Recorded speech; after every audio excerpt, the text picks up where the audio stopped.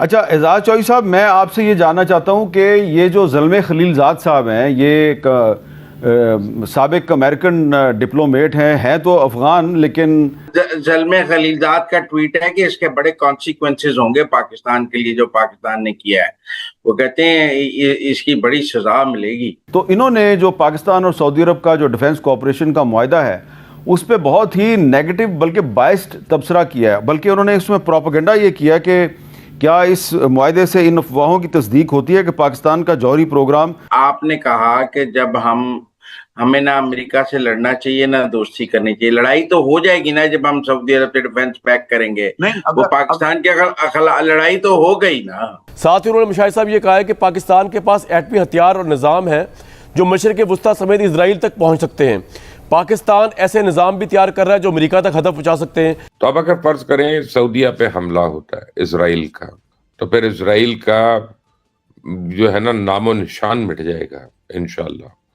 اس کی اینٹ سے اینٹ بچ جائے گی اس کی. ہمیں ابھی تک جو ہمارے ساتھی تھے ہمیں وہ دن نہیں بھولنا چاہیے جب سلالہ پوسٹ پر حملہ ہوا اور ہمارے 37 کیلٹیز ہو گئی. امریکہ نے کیا اور انہوں نے کہا جی ہماری غلطیاں ہم لیکن معافی نہیں مانگیں گے. یہ بہت بڑا سیٹ بیک ہے. اور آگے چل کے کہتے ہیں کہ پاکستان کے پاس جوہری ہتھیار ہیں جو نہ صرف اسرائیل بلکہ امریکہ میں بھی اہداف کو نشانہ بنا سکتے ہیں. اور ابھی بھی میں سمجھتا ہوں کہ امریکہ ول سپورٹ اسرائیل.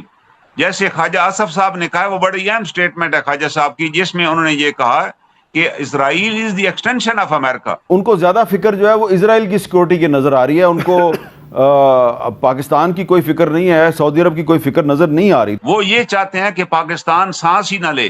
یہ وہی امریکہ ہے جب پاکستان نے فرانس کے ساتھ ایک معاہدہ کیا. یہ پاکستان کے لیے پرابلم بھی تو کریٹ کر سکتا ہے نا کہ آگے آپ کو پتا ہے پوری دنیا ہمارے نیوکلیر پلانٹ کے پیچھے ہے، آج سے نہیں کب سے. دوستوں، پاکستانیوں کو سن کر ہنسی آتی ہے.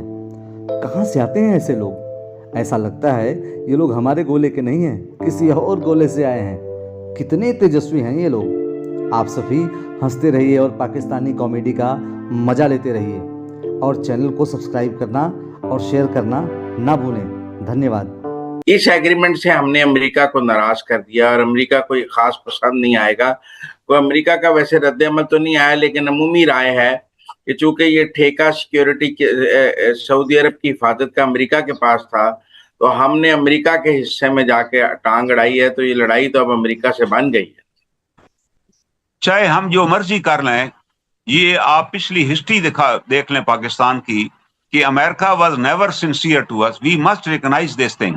اور ہمیں اس خواب سے نکل آنا چاہیے کہ ہمیں امریکہ کے ساتھ نہ تو کوئی دشمنی کرنے کی ضرورت ہے اور نہ ہی ہمیں امریکہ کی دوستی کے اوپر کوئی بڑا ہمیں کچھ تسلی بخش ہمارا جواب ہے. ہمیں ابھی تک جو ہمارے ساتھی تھے ہمیں وہ دن نہیں بھولنا چاہیے جب سلالہ پوسٹ پر حملہ ہوا اور ہمارے 37 کیلٹیز ہو گئی. امریکہ نے کیا اور انہوں نے کہا جی ہماری غلطیاں ہم لیکن معافی نہیں مانگیں گے. یہ بہت بڑا سیٹ بیک ہے. یہ صرف ایک واقعہ نہیں ہے. 65 میں بھی امریکہ نے ہمارے ساتھ یہی کیا کہ جب انڈیا کا ہم پر حملہ ہو گیا اور اس کے بعد امریکہ نے کہا جی ہم دونوں ملکوں کے اوپر پابندی لگا رہے ہیں، ایمبارگو لگا رہے ہیں ویپنز کا. انڈیا کو تو کوئی مسئلہ نہیں پیدا ہوا کیونکہ انڈیا تو رشیا سے ویپن لے رہا تھا، نقصان تو ہمارا ہوا. 71 میں بھی امریکہ نے یہی کیا.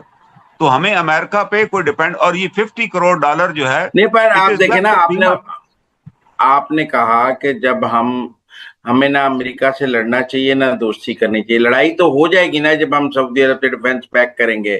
وہ پاکستان کی لڑائی تو ہو گئی نا. اگر ہم کچھ بھی نہ کریں پھر بھی امریکہ will support Israel and Israeli interest کو امریکہ فالو کرے گا. اسرائیل پاکستان کو نمبر 1 اینیمی قرار دے چکا ہے. یہ جو جنگ تھی موجودہ انڈیا کے ساتھ، اس میں بھی American vice president was in India on that day. Vance جو تھا اس نے بھی انڈیا کی حق میں بیان دیا وہاں پر. یہ امریکہ کو بھی ایکسپیکٹیشن نہیں تھی کہ پاکستان اتنا زبردست جواب دے گا. امریکنز نے پہلے بھی جنرل کیانی کے دور میں کہا کہ آپ انڈیا بڑا ناراض ہے، انڈیا غصے میں ہے، آپ انڈیا کو پاکستان کی 1-2 جگہوں پر اٹیک کرنے دیں اور خاموش رہیں، انڈیا ول سائلنٹ ڈاؤن. لیکن اس وقت بھی گورنمنٹ نے ڈیسائیڈ کیا کہ we will not allow this thing, اور انڈیا نے اٹیک کیا تو وی ول ریسپانس بیک.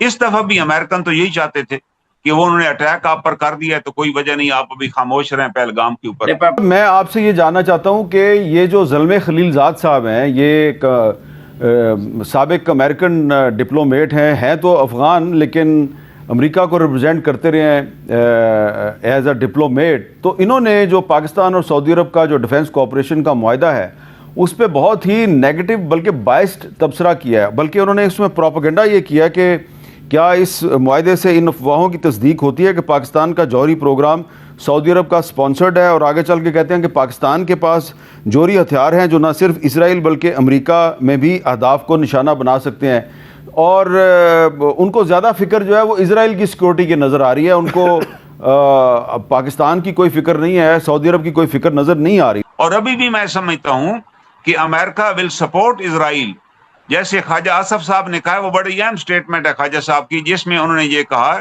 کہ اسرائیل از دی ایکسٹینشن آف امریکہ، جو امریکہ کرنا چاہتا ہے اسرائیل سے وہ کروا رہا ہے۔ اور اس حملے کے بعد بھی نیتن یاہو نے امریکہ کی مثال دی ہے کہ جناب دیکھ لیں امریکہ نے بھی تو پاکستان پر حملہ کیا۔ ایک رائے یہ ہے کہ جب وہ سعودی عرب کے شاہی خاندان کے بازو مروڑے گا تو سعودی عرب اس معاہدے کو منسوخ کر دے گا۔ اتنی ابھی عربوں کے بادشاہوں میں جان نہیں ہے کہ وہ امریکہ کو آنکھیں دکھا سکیں، انہوں نے کر تو لیا ہے، نبھا نہیں سکیں گے۔ نہیں، ابھی آپ دیکھیں، ابھی وہ سٹیج امریکہ کی نہیں رہی۔ اب اس حقیقت کو آپ سمجھ جائیں، European union is all against the Americans.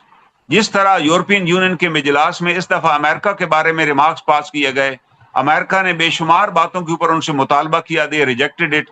Even انہوں نے کینیڈا پہ پابندی لگائی کہ ہم آپ پہ یہ ٹیکسز لگا رہے ہیں، انہوں نے ریجیکٹ کر دیا، انہوں نے کہا آپ لگائیں گے تو ہم بھی لگا رہے ہیں۔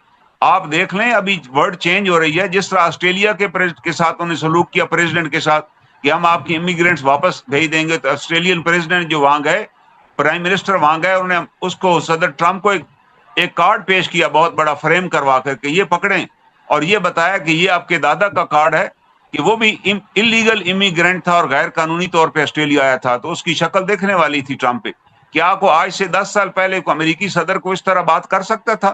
جیسے آج یورپی یونین کے لوگ، گرین لینڈ اور دوسرے ممالک جس طریقے سے انہوں نے امریکہ کو جواب دیا کہ جی اگر آپ ٹیرف لگائیں گے تو ہم اس سے دگنا ٹیرف لگا دیں گے، آپ اگر ہمیں صوبہ کہیں گے تو پھر ہم آپ سے نبٹ لیں گے۔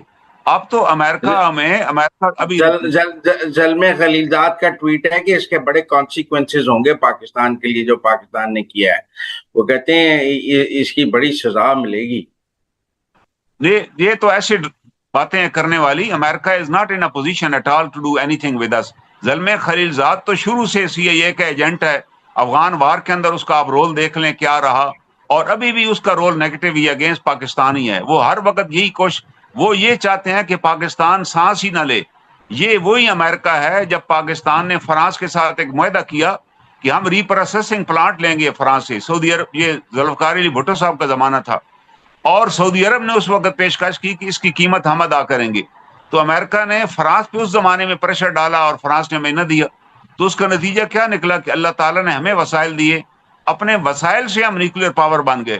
کیا اس نیوکلیر پاور کے لیے امریکہ نے تو ہمیں بجلی کی تار بھی وہاں سے نہیں لینے دی، کوئی ایک ایسا مائنر اکوپمنٹ جو ٹیکسٹائل میں استعمال ہوتا تھا امریکہ نے اس پر بھی بندی لگائی، مگر اس کے باوجود ہم اپنے پاؤں پہ کھڑے ہوئے، ایک نیوکلیر پاور بن گئے۔